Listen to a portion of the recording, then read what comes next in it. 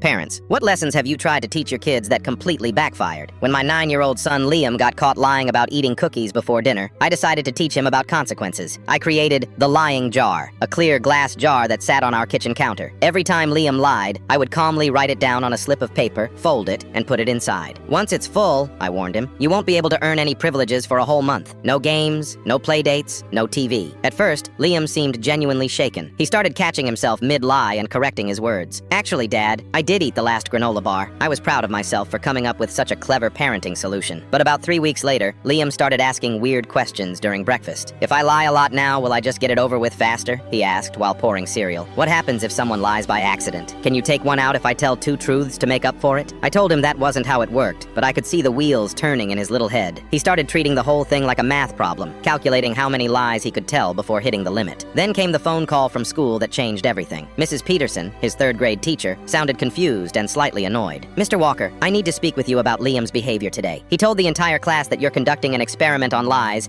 and that he's trying to fill up a jar as fast as possible to see what happens. My stomach dropped. What else did he say? Well, he encouraged 3 of his classmates to help him test the limits by lying on purpose. They spent recess making up ridiculous stories like claiming they were secretly robots or that their pets could fly to the moon. But it got worse. Much worse. He also created 2 jars in our classroom, Mrs. Peterson continued. One for himself and one for me. When I asked him why, he said he wanted to see who lies more because he thinks adults just hide it better than kids do. The next day, I had to sit through the most awkward parent-teacher conference of my life. The principal, Mrs. Davis, looked at me like I was some kind of psychological experiment gone wrong. So let me understand this correctly, she said, folding her hands on her desk. Your son now believes that lying is just a numbers game, and he's turned honesty into a competitive sport? I nodded miserably while Liam sat next to me, completely unbothered. He had brought a notebook where he was tracking not just his own lies, but everyone else's too. Teachers, classmates, even the lunch lady when she said the meatloaf was delicious. Yesterday he told me that I probably lie about 20 times a day without realizing it, Mrs. Peterson added. Then he started listing examples, like when I said good morning but didn't really mean it because I looked tired. The worst part came when Liam raised his hand during the meeting. Can I ask you guys something? If lying is so bad, why do grown-ups do it all the time? Like when Dad says we're leaving in 5 minutes but we actually leave in 15? Or when you tell kids their artwork is beautiful even when it's obviously not? The principal and teacher exchanged uncomfortable glances. My 9-year-old had somehow turned my moral lesson into a full-blown philosophical investigation that was making adults question their own behavior. He's not wrong, Mrs. Peterson whispered to me. I did say Tommy's finger painting was lovely yesterday when it honestly looked like a mud puddle. By the time we got home, Liam had already started phase 2 of his project. He wanted to expand his research to include the whole family. Mom lies about liking Dad's cooking, he announced at dinner, and Dad lies about not being tired when he falls asleep on the couch every night. My wife stared at me across the table. What exactly did you teach our son? Instead of learning that lying was wrong, Liam had become a tiny detective who now questioned every single thing any adult told him.